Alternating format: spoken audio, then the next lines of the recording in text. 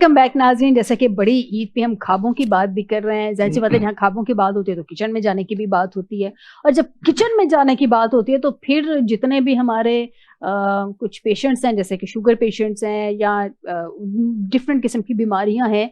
अब मुझे तो एग्जैक्टली नहीं पता कि उनके लिए क्या क्या डाइट जो है वो बेहतर है और क्या क्या उन्होंने परहेज़ करनी है। डॉक्टर साहब से ही जान लेते हैं, क्योंकि इस ईद में अगर हम अपने नाज़रीन को ये ना बताएं कि उन्होंने डाइट को बैलेंस कैसे रखना है तो ये मेरे ख्याल में ज्यादती होगी। डॉक्टर साहब की तरफ जाते हैं। डॉक्टर साहब, मुझे सबसे पहले तो ये बताएं, जैसे शुगर पेशेंट्स हैं, कुछ किडनीज के पेशेंट होते हैं, कुछ और भी बीमारियां, आप तो ज्यादा बेहतर अच्छे तरीके से जाते हैं, यूरिक एसिड वगैरह के, तो इनको डाइट कैसे बैलेंस करने का, मतलब ईद भी इंजॉय कर लें, खा भी लें और हेल्थ इश्यूज भी ना हो बाद में। जी बेहतर। इसमें ना सबसे पहले तो जो भी किसी भी बीमारी से रिलेटेड है वो अपनी एक तो मेडिकेशन जो भी जाहिर है वो पहले से ले रहे हैं, जो भी उनके प्राइमरी फिजिशियन से लिखा हुआ है उसको वो कंटिन्यू रखें, वो ना छोड़ें। अब रही ये कि गोश्त खाना चाहिए, वो कोलेस्ट्रॉल का पेशेंट है या डायबिटिक है या वो इससे यूरिक एसिड का पेशेंट है, ठीक है, वो गोश्त की लिमिट्स हैं और कौन सा गोश्त और किस हिस्से का गोश्त, ठीक है ना। अच्छा, ये भी ख्याल रखना होता है। देखें ना, अगर आप मैं वैसे हम सारे ही इस एज के इस उम्र के इस हिस्से में सब जानते हैं, जैसे सीने का गोश्त है, बड़ा फैटी गोश्त होता है, इसी तरह गाय का फैटी है, कटे का गोश्त कम फैटी है।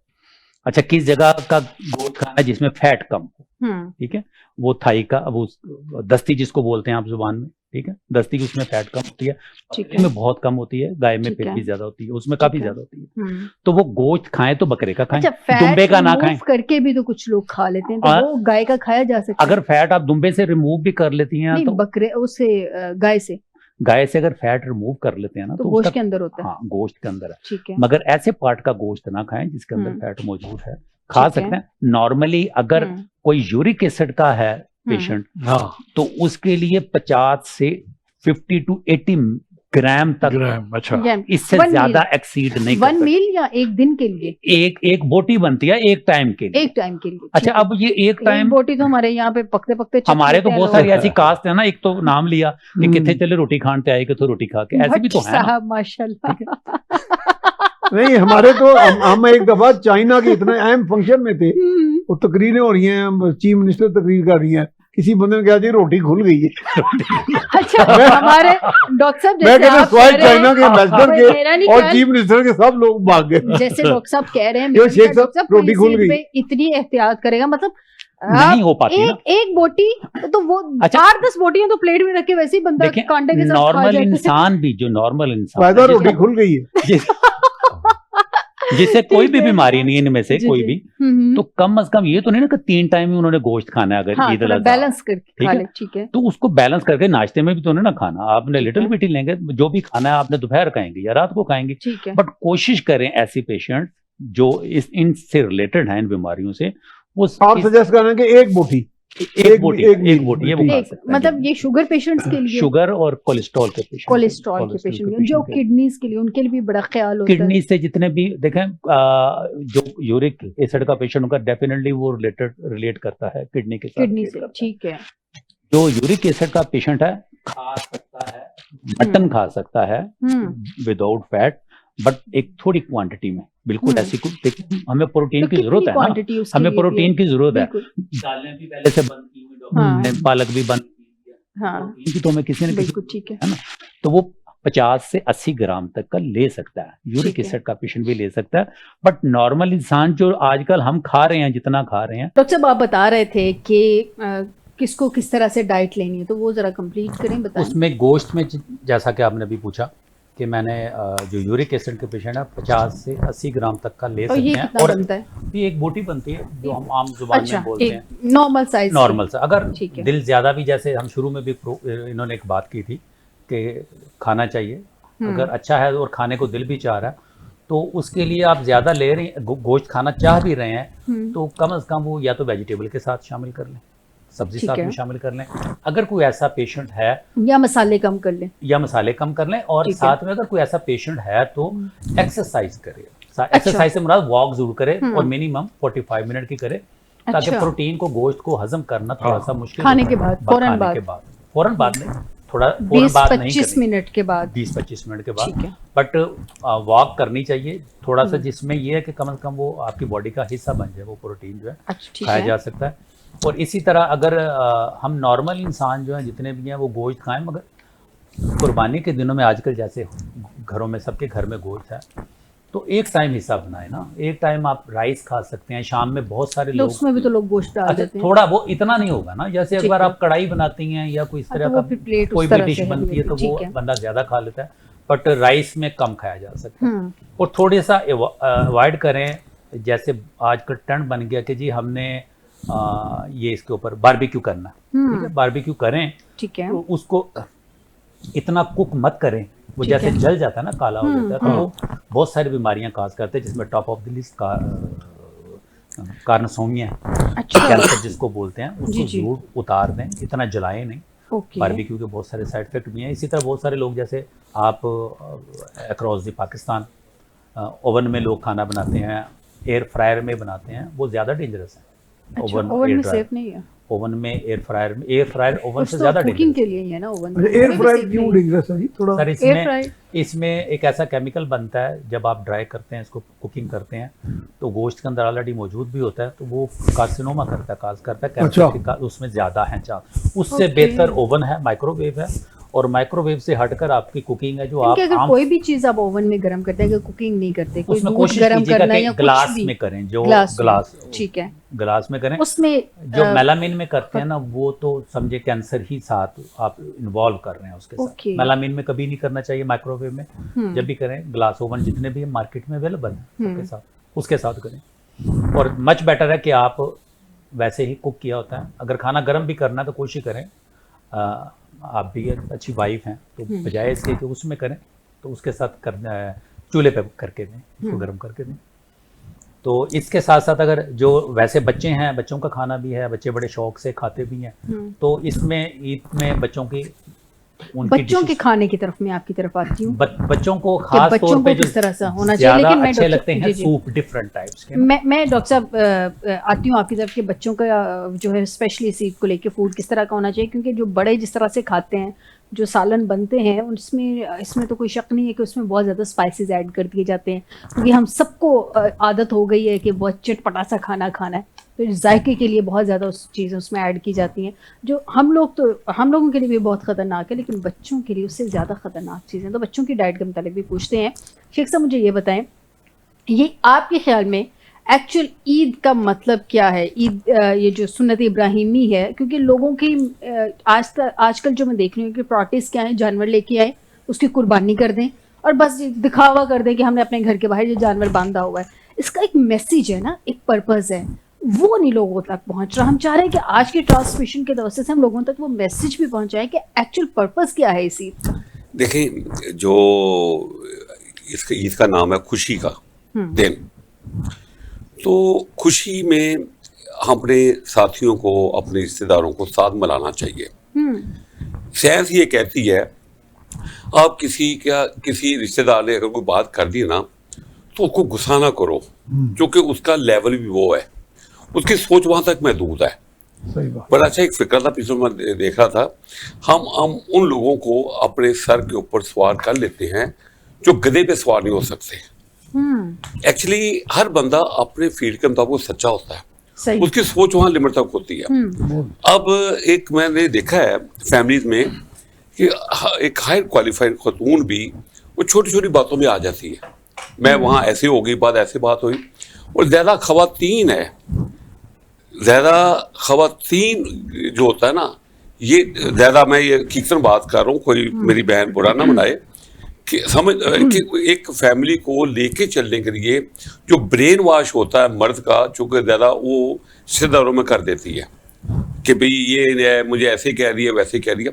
इनको छोड़ें, छोड़ने से मतलब बातों को छोड़ें, नजरअंदाज करें। हर बंदा अपनी सोच के मुताबिक सही है, लेकिन आप अपना लेवल देखें। मैं कभी भी किसी रिश्तेदार के ऊपर कभी नहीं हुआ नाराज। क्यों? मैं कहता हूँ उसने बात की तो उसकी अपनी सोच थी, तो मेरा लेवल नहीं है कि अगर मैं नीचे आकर उनके साथ बहस मुबासा करूं। अच्छा, मैं इसमें थोड़ा सा एक चीज़ ऐड करना चाहूँगी। क्योंकि यहाँ से खातून अकलौती मैं ही हूँ इस ट्रांसमिशन में, तो मुझे वो उस एंगल को भी देखना है। मैं ये कतई नहीं कह रही कि आपने खातून को तनकीद किया, लेकिन मसला थोड़ा सा फैमिलीज़ में जो होता है कि ज़्यादा इश्यूज़ ही ख़वातीन को फेस करने पड़ते हैं। मर्द तो सारा दिन बाहर रहते हैं, उसके बाद घर में आते हैं, खाना खाते हैं, सो जाते हैं।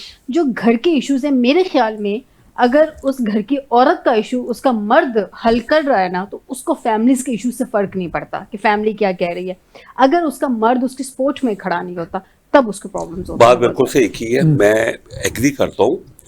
मर्द जो होता है अल्लाह ताला ने उसको सरदार बनाया, एग्जैक्टली, और उसको सारे मामला देख के तरीके से चलना चाहिए, बैलेंस हर रिश्ते में बैलेंस करना चाहिए। लेकिन बाकी देखना चाहिए, जैसे मैंने बात की ना कि ज्यादा जो आप गांव में गए ना, ज्यादा ये छोटी छोटी बातें ज्यादा छोटी छोटी होती है, फील की जाती हैं। शहरों में अब ट्रेंड कम हो गया है, अगर कोई बिजी हो गया। कुछ वैसे भी लोग कहते हैं कि वक्त नहीं है इस चीज का। हाँ, नाले ये ना देखे ना कि जो लोग कहते हैं ना कि पीपल टू पीपल, जो लोग कहते हायर नहीं होते तो पीपल टू पीपल डिस्कस करते हैं। जो ज्यादा अच्छे पढ़े लिखे लोग होते हैं पॉलिसीज बनाते हैं, करते हैं। हमें जो है ना एजुकेशन, इसके ऊपर थोड़ा सा, जैसे हम माशरा हमारा ठीक होता चला जाएगा, जैसे एजुकेशन मिलेगी। लेकिन सबसे अहम बात यह है कि रिश्ते, जो बात इस वक्त हो रही है कि रिश्तेदारों के साथ इग्नोर करना सीखें, उनको मोहब्बत करें, बैठें, सारे मामला ठीक हो जाते हैं। और 90% गलतफहमियां होती है जिसका किरदार नहीं होता। 90% आपके जो मामला होते हैं सिर्फ गलतफहमी की वजह से होते हैं। अगर आप मिलने चले जाए, मसला होता ही कोई नहीं। सब लोग प्यार मांगते हैं, सब प्यार के भूखे हैं। मोहब्बत से हर मसले का हल होता है, प्यार से। ताली दोनों हाथों से बजती है, दोनों साइड पे डिपेंड करता है। आपका मैसेज बड़ा खूबसूरत है, लेकिन मेरे ख्याल में सिर्फ एक साइड को नहीं, दोनों साइडों को, बल्कि हर एक को इस पे अमल करना चाहिए कि कुछ दरगुजर वो करें, कुछ दरगुजर वो करें, तो ऐसे ज़िंदगी का सफ़र चलता रहता है। मियाँ साहब, मुझे ये बताएं कि जैसे मैंने अभिषेक साहब से कहा कि इस ईद का एक मैसेज है, पर्पज़ है ना, कि आप सुन्नत इब्राहिमी पूरी कर रहे हैं, तो इसका मतलब ये नहीं है कि जैसे हमारे यहाँ पे एक ट्रेंड बन गया कि घर के बाहर जानवर बांध दो और सारा दिन गेट खोल के बैठे रहो और लोगों को आते जाते बताते रहो जी ये हमारा जानवर है। ना उसके पास ज़्यादा पानी होता है, ना उसके ऊपर कोई शेडो होता है, लेकिन हम दिखावे के लिए जानवर को बाहर बांध देते हैं। एक तो इस पे थोड़ा बता दे, लोगों को अवेयरनेस देते हैं। मैंने तो खैर अपनी पूरी कोशिश की कि लोगों को समझा सकूं। सेकेंडली, जो एग्जैक्टली इसका पर्पस है, एक मैसेज है, वो मैं चाह रही हूँ कि लोगों तक मैसेज तो है ही सादगी का, इसार का, कुर्बानी का और दिखावे से बरक्स है। यानी देखिए, दो अंग्रेजी के अल्फाज हैं, दो फ्रेजेज हैं, डेमोन्स्ट्रेशन इफेक्ट और कंस्पिकुअस कंजम्पशन। ये बाकायदा पढ़ाया भी जाता है। जब मैं एज ए CSS ऑफिसर, ये भी मेरे साथ थे, दिनों में इकट्ठे थे, उसमें हमें कंस्पिकुअस कंजम्पशन पे भी बात करते थे, डेमोन्स्ट्रेशन इफेक्ट। कंस्पिकुअस कंजम्पशन ये है कि बढ़ चढ़ के खर्च करना नमूदो नुमाइश के लिए। अच्छा, नमूदो नुमाइश बजाते खुद नफी है कुर्बानी के जज्बे की, सही, क्योंकि कुर्बानी में तो आपने ये भी देखना है कि जो शख्स मेरे हमपल्ला नहीं है, वो मुझे देख के उसका दिल जलेगा। एग्जैक्टली। तो मैं आज मेरे पोते कहने लगे जी हमने फलां जगह पे जाके वो देखना है जी, हम ऊंट हैं और ये सारे वहाँ हैं। एक जगह मैं गया, इनका घर और मेरा घर बिल्कुल करीब है, वहाँ आपने भी देखा होगा।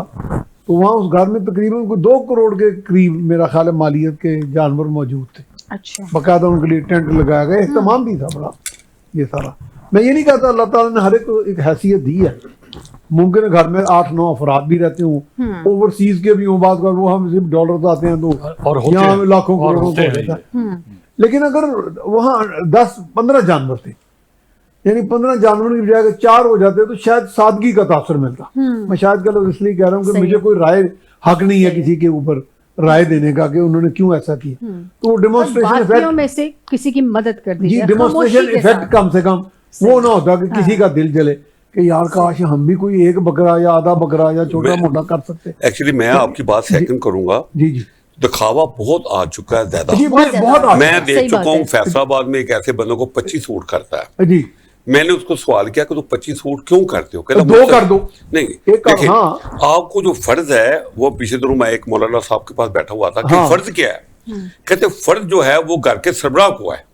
हाँ, सरबराह को है। बिल्कुल सही कहा आपने।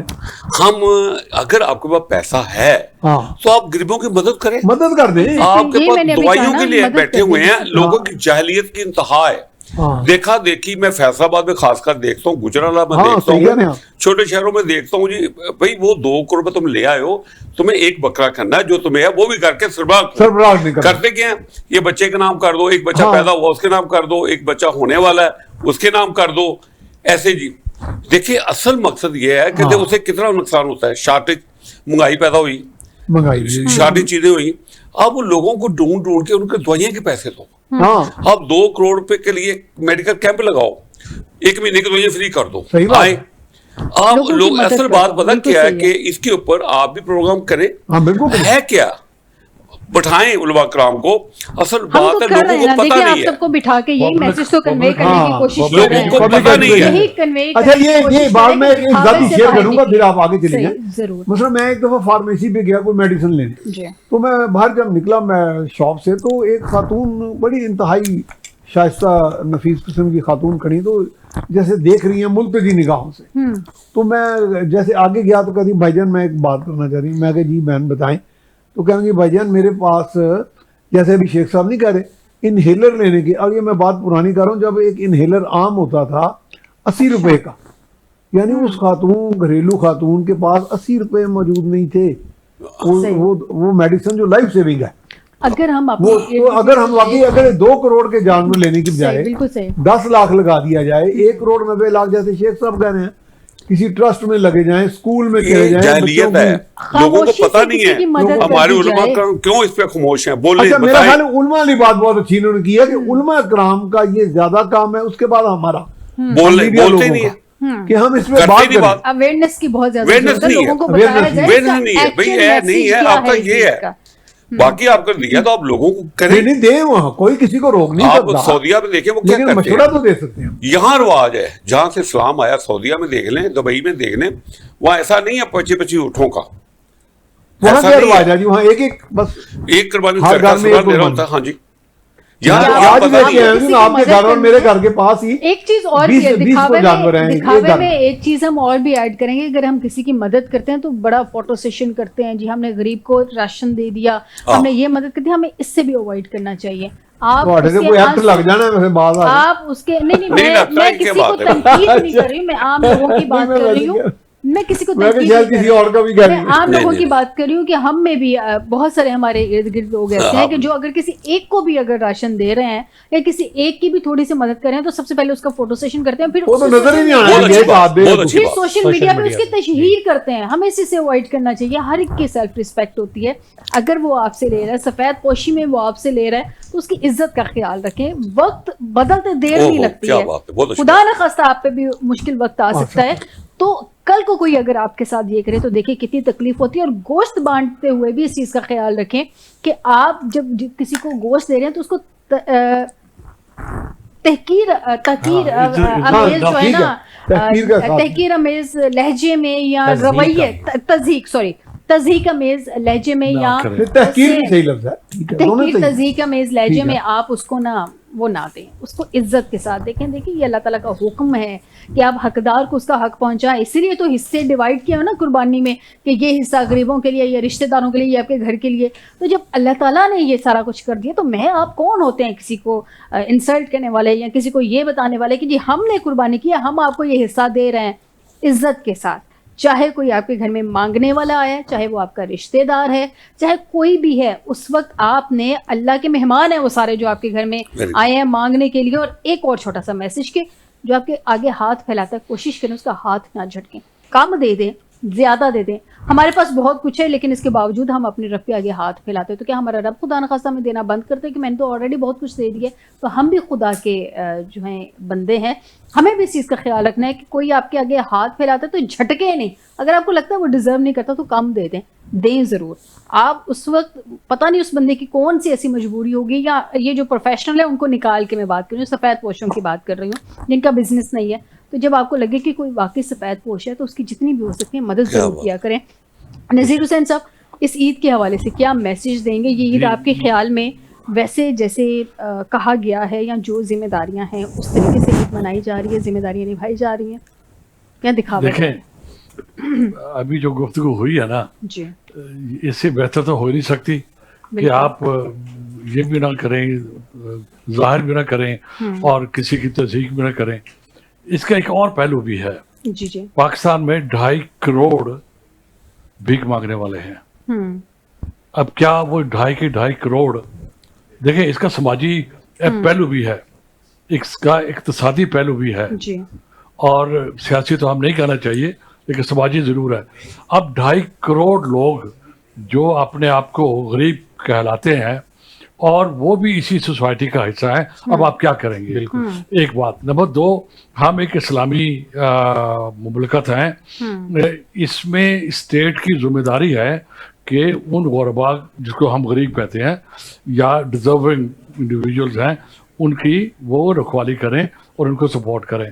फिर आप ज़कात भी देते हो, अगर कोई नहीं भी देता तो आपके बैंक से भी कटती है। ये चीज़ें बहुत अहम है कि इनको भी स्ट्रीमलाइन किया जाए। वो जो गुरबा हैं, अगर ऐसा ना हो कि आपकी खैरात जो है वो एक जरिया बन जाए कि वो लोग जिनको मेहनत करके कमाना चाहिए, बिल्कुल ऐसे, जिनको स्किल देना चाहिए, जिनको मौके मौजूद होने चाहिए, ताकि वो इज्जत की रोटी कमाए। मैं रोटी का नाम उस तरह कह रहा हूँ, लेकिन ये भी एक एस्पेक्ट है, जो ही नहीं भूलना चाहिए हमें कि हम ऐसा ना हो कि पूरी सोसाइटी जो है वो खुदा न खास्ता गलत तरफ लग जाए। मैं जो देख रहा हूँ कि यतीम है, उनका बहुत बड़ा हक है, बेवाओं का बहुत बड़ा हक है। अब फिर बात होगी कि वो जो ज़कात काउंसिल वाले वो क्या करते हैं, वो कैसे करते हैं। लिहाजा इसके ऊपर जो ज़रूरत है मेरे पॉइंट ऑफ व्यू से, अपार्ट फ्रॉम ये जो खरात की हम बात कर रहे हैं, पब्लिक एजुकेशन की, पब्लिक बाकायदा एजुकेशन हो कि डूज क्या है, एजुकेट करना चाहिए और डोंट्स क्या है उसके, डूज और डोंट्स का पता और हम अगर 1 साल के बाद कोई 1 घंटे का प्रोग्राम करते भी हैं और वो भी जिस तरह हम करते हैं, तो इसका बड़ा टेम्पररी सा इम्पैक्ट होता है। बिल्कुल, लेकिन इस सोसाइटी में ये जरूरी है मेरे ख्याल में, स्टेट लेवल। बिल्कुल, सुन्नत इब्राहिमी का जो एक मैसेज है ना, जो एक्चुअल मैसेज है कि ये कुर्बानी क्यों की जाती है और उसका पर्पस क्या है, हमें ये जहन में रखना चाहिए। एक ब्रेक की तरफ जाते हैं, ब्रेक से वापस आते हैं तो ईद की ट्रांसमिशन हो और उसमें मौसीकी ना हो, सिंगिंग ना हो, जबकि सिंगर भी हमारे स्टूडियो में बैठे हो, तो ये तो पॉसिबल नहीं है। हाजिर होते हैं एक ब्रेक के बाद, हमारे साथ रहेगा डॉक्टर साहब से उनका फेवरेट गाना जानेंगे और सुनेंगे भी, और यकीनन आप भी एंजॉय करेंगे। कहीं मत जाइएगा, हमारे साथ रहिएगा।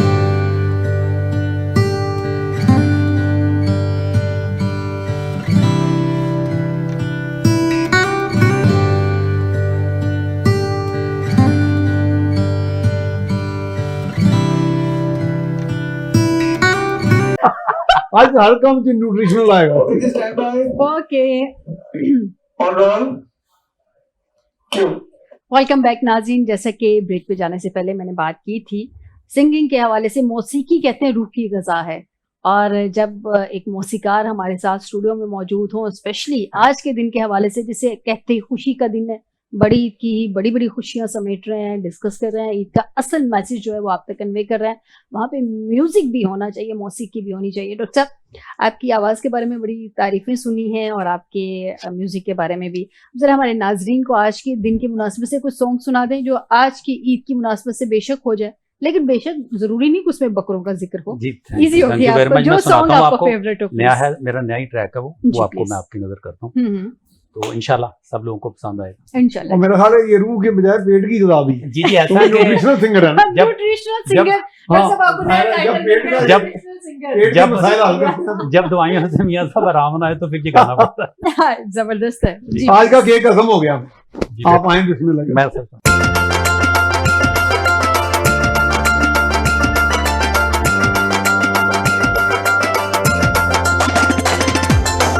समोची सी तिल्लेदारे, शादी है बार ढोला तैयारे। समोची सी तिल्लेदारे, शादी है बार ढोला तैयारे, शादी है बार ढोला तैयारे।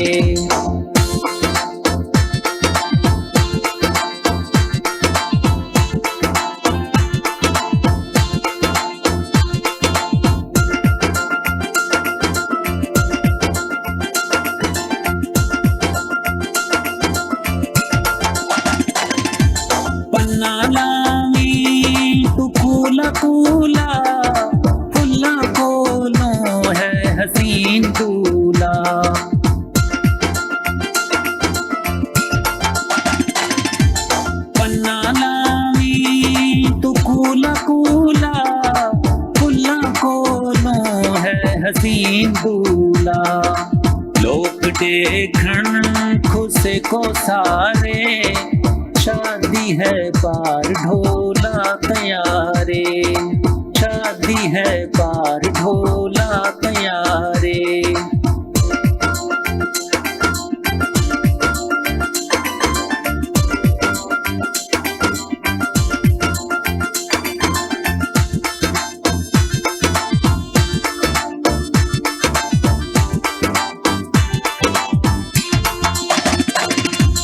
चिट्टे तिल्ले दी धार पावी, सोहणे सोहणे विच मोती लावी।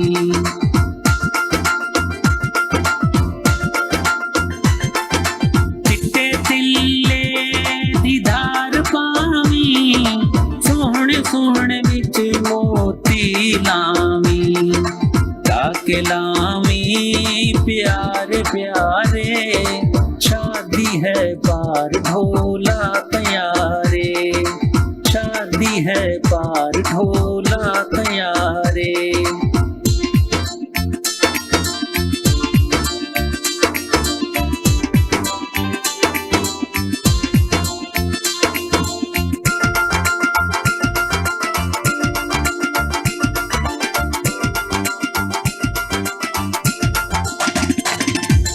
तूफा ढोले को हथी डेसा, रूसा बदे ढोला मनीसा।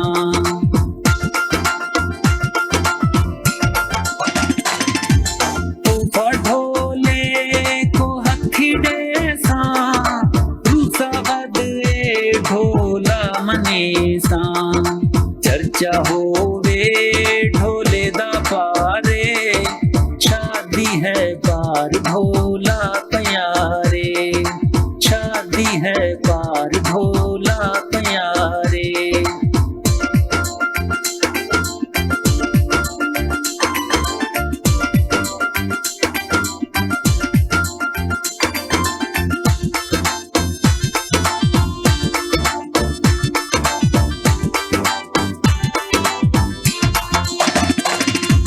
हर कोई खुसे को देख लोवे, खुसा अज तई ना पाता होवे।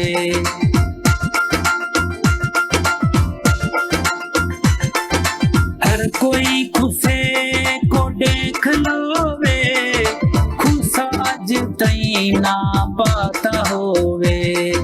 ए झिलामी बारीक आरे, शादी है पार ढोला तैयारे, शादी है पार ढोला तैयारे।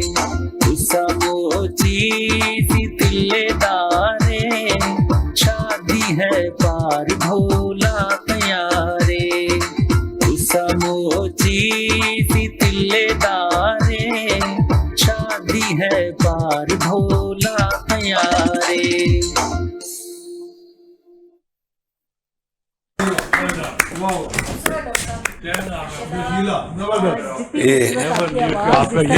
ऑपरेशन स्विफ्ट रिटॉर्ट ये कह दूंगा इसमें। ये वैसे पश्तो लैंग्वेज है ना। डॉक्टर साहब कौन सी जुबान है ये? सराइकी सराइकी जबान ना मुझे ज्यादा समझ नहीं आती, लेकिन आप डोला मेरा डोला की हाँ नहीं मैं बड़ी पश्तो मीठी भी, मैंने तो जबान कहा था होती पश्तो भी है। अच्छा, अगला ट्रैक आपसे पश्तो में पश्तो का सुनेंगे। कर अगला आपसे पश्तो में सुनेंगे। ज्यादा अगला समझ नहीं पंजाबी आती बहुत मुझे अच्छा सराइकी, लेकिन खूबसूरत बहुत है। मतलब मुझे सराइकी जबान नाज़रीन बड़ी मीठी पश्तो लगती है, बिल्कुल हाँ, बहुत क्या मीठी बात। जबान होती उर्दू है। में नहीं आता? अलग बात है, मुझे समझ नहीं आती है। उर्दू में बहरहाल उर्दू सॉन्ग में की ज्यादा मुझे समझ बेहतर नहीं नहीं है। आई। डॉक्टर साहब से बाद लोगों में को हम पता उसकी चले। ट्रांसलेशन भी जानेंगे, एक दो लाइन की समझ ये मियाँ वाली की थी जिंदगी या बहुत प्योर सराइकी ये है? भावलपुर से। भावलपुर। अच्छा जिंदगी में सराइकी जो है मैंने बहुत सुनी है, लेकिन इसके बावजूद जो है वो समझ कमी आती है। बहरहाल वैसे अगला पंजाबी है, अगर आप सुन ले अच्छा वो अच्छा, अगला पंजाबी पंजाबी तो और भी भी जरूर अच्छा है, मगर ये नहीं, जरूर आप नहीं, फिर नेक्स्ट पंजाबी हो, पंजाबी सुन पंजाबी, लेंगे। पंजाबी लोगों को बिल्कुल समझ में आए सुनेंगे। ना। नाज़रीन, यहाँ पे हम बात करते हैं ईद की बात हो, और हम चूंकि एक मुस्लिम कंट्री हैं तो हम गाजा के लोगों को भूल जाएं, हम ईरान के लोगों को इस ईद की खुशियों में भूल जाएं। गो कि जंग मुज़ाकरात की तरफ भी मामला चल रहे हैं, लेकिन इसमें कोई शक नहीं है कि वहाँ पे शहादतें भी बहुत हुई हैं, और गाजा के मासूम बच्चे हमें उनको भी अपनी खुशियों में याद रखना चाहिए, उनके लिए दुआ करनी चाहिए, और कुछ नहीं तो उनके लिए कम से कम बात ज़रूर करनी चाहिए। नज़ीर साहब, हम यहाँ पे बैठे हैं, जाहिर सी बात है साहब माशाल्लाह बड़े वेल ड्रेस्ड हुए हैं, हम खुशियाँ भी मना रहे हैं, लेकिन हमें अपनी खुशियों में उन बच्चों को भी याद रखना चाहिए जिनके सरों पे माँ बाप का साया नहीं रहा। गज़ा के बच्चों की बात कर रहे हैं, हमें उन ईरान के लोगों का भी ख्याल रखना चाहिए अपनी इस ईद की खुशियों में जिनके अपनों की शहादत हुई है। गो कि उनका अज़्म बहुत बुलंद है, अभी भी बहुत पुरअज़्म है, वो लोग बड़े हिम्मत बड़े हौसले में है कि हम फेस करेंगे हर चीज़ को, लेकिन फिर भी अपनों के जाने का दुख होता है और इन मौकों पे ज्यादा महसूस होता है। क्या कहेंगे इन दोनों के हवाले से? ये हमारा जिस खित्ते में हम है ना, कोई खुशी का, ठीक है हम ईद मना रहे हैं, खुशी की बातें भी कर रहे हैं, सारा कुछ कर रहे हैं, लेकिन जो कुछ खित्ते में हो रहा है, आपने ईरान की बात देखें, और आप सबसे बड़ी बात ये देखें कि रोहिंग्या के मुसलमानों के साथ क्या हुआ, आप देखें फलस्तीनियों के साथ क्या हुआ। 70,000 लोग मार दिए गए, और जिसमें कोई 15,000 से ज्यादा बच्चे थे, उनका कोई कसूर नहीं था, उन्होंने तो अभी जिंदगी शुरू भी नहीं की थी। उससे पहले अगर आप देखें बॉस्निया में क्या हुआ, ये एक लम्हा फिक्रिया है हम सब के लिए कि बॉस्निया में क्या हुआ, फलस्तीन में क्या हो रहा है, ईरान में क्या कुछ नहीं हुआ है, रोहिंग्या के मुसलमानों के साथ क्या कुछ नहीं हुआ है। तो ये इस मौके के ऊपर मैं भारत के मुसलमानों का भी जिक्र कर दें। हाँ, अभी आते हैं जो इस ईद में भारत में कुर्बानी के हवाले से वहाँ 200 मिलियन मुसलमान हैं, और वो जो 200 मिलियन मुसलमान हैं उनको पंक्चर और टायर कम्युनिटी बना दिया गया है। अच्छा, कि जी वो देखें, वो लोग थे जिन्होंने 700 साल तक वहाँ हुकूमत की, और वो पर्शियन लैंग्वेज जो वहाँ की ऑफिशियल लैंग्वेज बनी, अब सारी की सारी रिवर्स हो रही है। और अब जैसे आपने कहा मियां साहब ने, आप पिछले 4 दिन पहले उन्होंने गाय के ऊपर पाबंदी लगा दी। अब कोई भी हिंदू भी गाय नहीं बेच सकता इस कुर्बानी के लिए। हालांकि ये मीट एक्सपोर्टर के तौर पे इंडिया टॉप लिस्ट में है। इंडिया 2nd लार्जेस्ट एक्सपोर्टर है बीफ का है। इसमें कॉन्ट्राडिक्शन देख लें क्या है, मुनाफकत, आप इसको मुनाफकत कहें कि मुनाफकत कितनी है। अच्छा, मैंने कुछ वीडियोस देखी, लोग रो रहे हैं कि पूरा साल हमने जानवरों को पाला है कि ईद पे एक अच्छा प्रॉफिट मिल जाएगा, तो आगे अपने बच्चों को लेकर चलेंगे पूरे साल। वो मतलब आपने सुना होगा कि मॉब लिंचिंग होती है, गाय ले जा रहे बंदे को, यानी मॉब पकड़ के उसको लटका देता पोल के साथ। जी, ये भी गाय लेके जा रहे हो ज़िबा करने के लिए, और मस्जिद के यहाँ तक वाकयात हुए हैं, और मस्जिद के सामने बजाया जाता है। और अब ये वो लम्हा जिसकी तरफ आप इशारा कर रही हैं, ये वो लम्हा है हम सब के लिए कि ईद के दिन जहाँ पर हम पाकिस्तान में बैठे हैं, बहुत हम क्या कहते हैं वो तारीफ करते हैं अपनी मिलिट्री की और अपनी आर्म फोर्सेस की और अपनी गवर्नमेंट और लीडरशिप की, कि हम एक महफूज माहौल में बैठे हुए आज खुशियों की बातें कर रहे हैं, केक भी खा रहे हैं, गाने भी सुन रहे हैं, सारा कुछ कर रहे हैं। लेकिन आपकी बात बिल्कुल सही है, ऐसे मौके के ऊपर उन बहन भाइयों को भी नहीं भूलना चाहिए जो कि इससे महरूम हैं। अब जो कुर्बानी का एक और एंगल भी है, चूंकि आपने हिंदुस्तान की बात की, इसका अंदर एक आपकी मैशत का पहलू भी है कि ये सिर्फ कुर्बानी इसलिए नहीं है कि अब्राहम की ये सुन्नत है या अल्लाह की तरफ से वो है, इसके ऊपर कितने करोड़ जानवर फरोख्त होते हैं। पाकिस्तान के अंदर भी इकॉनमी को कितना बूस्ट मिलता है, ग्लोबल लेवल के ऊपर भी कितना बूस्ट मिलता है। अब 27 लाख हाजी गए हैं, अब 27 के 27 लाख कुर्बानी करेंगी। अब इसमें जो रिसाइकलिंग होती है वेल्थ की, सबसे बड़ी दुनिया में इस वक्त जो सबसे बड़े इश्यू जो है वो इनइक्वालिटी है। अमेरिका के अंदर, यूरोप के अंदर, हमारे अरब्स के अंदर भी बहुत बड़ी इनइक्वालिटी, एक बहुत बड़ा कर्स है ये। अब ये जो कुर्बानी है हर लिहाज से ये पैसे को रोल करती है सोसाइटी के अंदर, तो लिहाजा ये एक एस्पेक्ट भी याद रखना चाहिए। मैं मियां साहब की तरफ आती हूँ। मियां सर, जैसे कि हम इकोनॉमी को लेके डिबेट करते हैं, आगे हमारा बजट भी आने वाला है, जो थोड़ा सा सीरियस एंगल पे भी आ जाते हैं।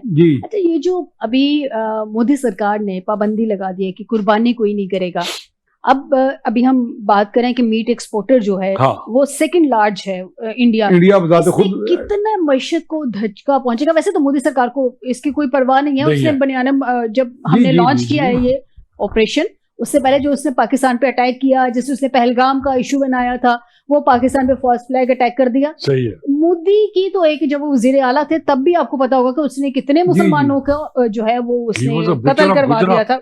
बिल्कुल ऐसे गुजरात की बात कर रही हूँ। तो अब की दफा इकोनॉमी को क्या देख रहे हैं, क्या धचका पहुंचे? नहीं देखें, वो उनका भी एक उनके अंदर एक ओवर कॉन्फिडेंस है मोदी सरकार में। आप देखें ना जी जी, कि वो भी जिस तरह हम साम्राज्यी कुव्वतों का जिक्र करते हैं ना, तो साम्राज्यों के चेले होने का वो एक यानी उनके अंदर जैसे हिंदुत्व भी तो एक सुपरमिसिस्ट टेंडेंसी है ना, तो सुपरमिसिस्ट टेंडेंसी में बहुत सी चीजें कॉम्प्रोमाइज हो जाती है। इकोनॉमी भी कॉम्प्रोमाइज हो जाती है, आपके असूल और ज़वाबित भी कॉम्प्रोमाइज हो जाते हैं। तो देखा जाए तो वो डिक्लाइन पे जा रहा है। एक सबसे बड़ा कॉम्प्रोमाइज तो आपको ममता बनर्जी की गवर्नमेंट की सूरत में वो जो सारा वहां पे इन्होंने बीजेपी ने गड़बड़ की है, और उनका इलेक्शन कमीशन जो दुनिया का माना हुआ इलेक्शन कमीशन था, वो तो पाकिस्तान पे लोग इल्जाम लगाते थे जी पाकिस्तान का इलेक्शन कमीशन कभी आरटीएस बैठ जाता है तो कभी फॉर्म 47-45, वो तो हमसे कोई फॉर्म 94 आ गया वहां देखा जाए तो। इतनी बड़ी गड़बड़ हुई, इतनी मैसिव स्केल पे। तो कहने का मकसद है जहाँ पे हुक्मरानों में जोम आ जाए, और वैसे भी इसको वो कहते हैं कि ये कॉर्पोरेट कल्चर का नुमाइंदा है, ये कोई he is not a true public representative, यानी इसको कॉर्पोरेट कल्चर का नुमाइंदा भी कहते हैं। अभी जो इलेक्शंस हुए हैं उस पे कहते हैं suited booted prime minister, suited booted prime minister. और बात कहते हैं 1-1 मिलियन का उसने, शेख साहब इसमें शायद ज्यादा बेहतर तबसरा करें कि बात कर 1-1 मिलियन का भी उसने लिबास पहना होता है। अच्छा, जाहिर वो बड़ा सादा सा होता है। 1 मिलियन का मैंने इस तरह की चाहे 10 मिलियन का पहन ले, अगर आपकी पर्सनालिटी नहीं है तो आपको कुछ सूट नहीं करेगा। नमूद और नुमाइश होगी हमारे यहाँ पे लोकल मार्केट से जाके वो कुछ खरीद ले, पैसे बच जाएंगे, आपकी इकोनॉमी के लिए फ्री का मशवरा है। शेख साहब, आप क्या देख रहे हैं कि इंडिया वाली साइड पे हम बात तो कर रहे हैं, जैसी बात हमारा एक सीरियस एंगल आ गया है, इस ईद को लेके कितना प्रेशर होगा इंडिया के मुसलमानों के लिए कि वो कुर्बानी भी नहीं कर पा रहे हैं, और दूसरा एक तो मेंटल प्रेशर होता है, एक उनके पॉकेट के ऊपर भी प्रेशर आएगा इस चीज का। एक तो हमें शुक्र अदा करना चाहिए कि हम अपने एक आजाद मुल्क में रह रहे हैं, अल्हम्दुलिल्लाह इस्लामी मुल्क में रह रहे हैं। मुझे काफी दफा इत्तेफाक हुआ इंडिया जाने का, लेकिन वहाँ मुसलमानों के अंदर है ना, मैंने एक डिप्रेशन देखा है। अच्छा, खौफ देखा उनके अंदर। अच्छा, यानी कि अगर बच्चे यानी बड़े से बड़े जितने भी नहीं, वो तो दरमियान देखिए, मैं चूंकि लाहौर चैम्बर का बोर्ड ऑफ डायरेक्टर रहा हूँ, हम बहुत सारे डेलीगेशन लेके गए इंडिया, अमृतसर में, दिल्ली में। हमें वहाँ कोई मुसलमान बिजनेस लीडर नहीं मिला। हम ढूंढते थे कि हमें यहाँ कोई बिजनेस लीडर मिले, हम उनसे बात करें, हम मुसलमान हैं। यहाँ तक वो उठने नहीं देते, उठने नहीं देते। सही बात है। और दूसरा उनका तरफ ये खौफ होता है कि जहाँ मुसलमान बच्चा गुजरा है ना, यहाँ लड़का गुजरा है ना, तो ये होता है कि अगर हिंदू लड़के के साथ फड्डा हो गया, लड़ाई हो गई, तो वो सारे हिंदू इकट्ठे हो जाते हैं।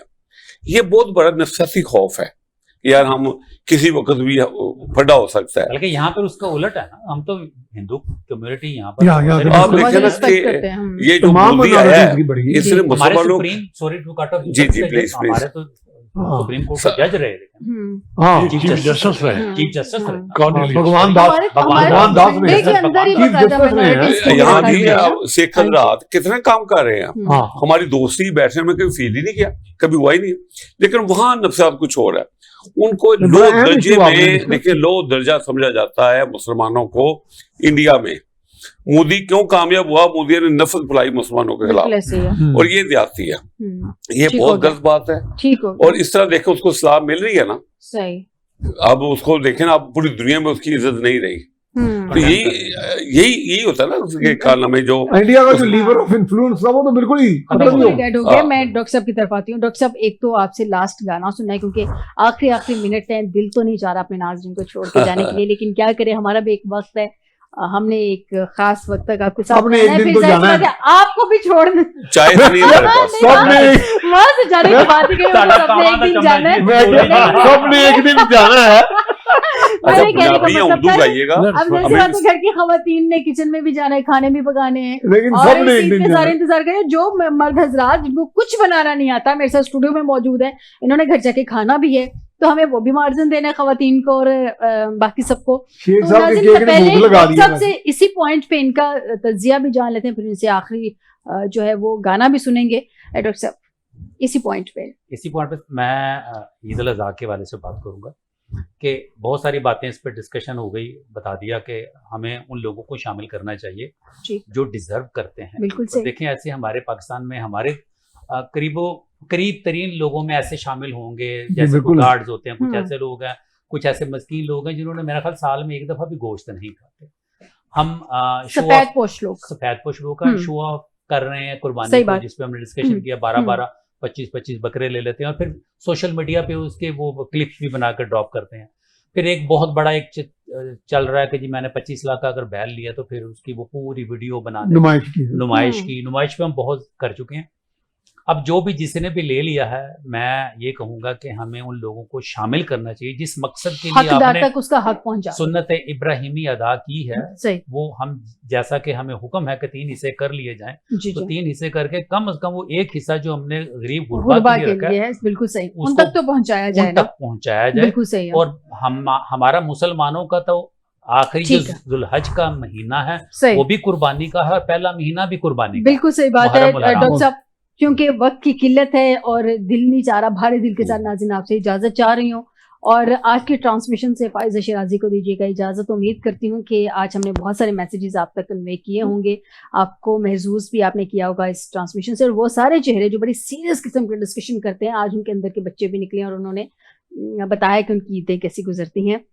इसके साथ ही मुझे दीजिएगा इजाजत। बहुत शुक्रिया नज़ीर हुसैन साहब मुझे ट्रांसमिशन में ज्वाइन करने के लिए, मियां सफर रहमान साहब आपका बहुत शुक्रिया, शेख साहब आपका बहुत शुक्रिया, डॉक्टर साहब आपका बहुत शुक्रिया। लेकिन इसके साथ साथ जाते हुए डॉक्टर साहब से उनका फेवरेट जो पंजाबी सॉन्ग कह रहे थे वो लाजमी सुनेंगे और इस सॉन्ग के साथ ही हम सबको दीजिएगा इजाजत, लेकिन इस दुआ के साथ कि हर आने वाला दिन आप सबके लिए, पाकिस्तान के लिए, तमाम उम्मत मुसलमा के हक में बेहतर हो, लेकिन जो हकदार है उस तक उसका हक पहुंचाना मत भूलिएगा और खुशियां बांटिए ताकि आप खुशियां समेट सकें और रूठे हुओं को जरूर मनाइएगा। यही आज का मैसेज है, ताकि सबके हिस्से में खुशियां आए। हर एक को खुश रहने का हक है, खुश होने का हक है। अगर आप अपनी ईगो साइड पे रखें, रूठे हुओं को मनाएं, उनको गले लगाएं और जिनको गले कोई नहीं लगाता भटके उनको भी गले लगा लीजिए।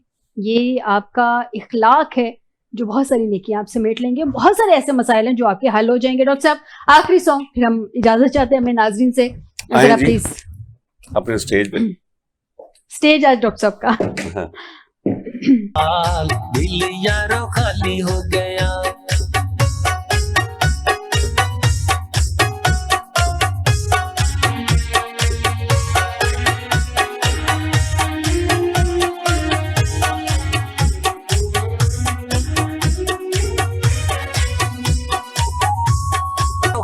हो गया केनू दिल दा सुना ये हाल, दिल यारो खाली हो गया, ओ तांगा परे सवारियां ना, दिल यारो खाली हो गया।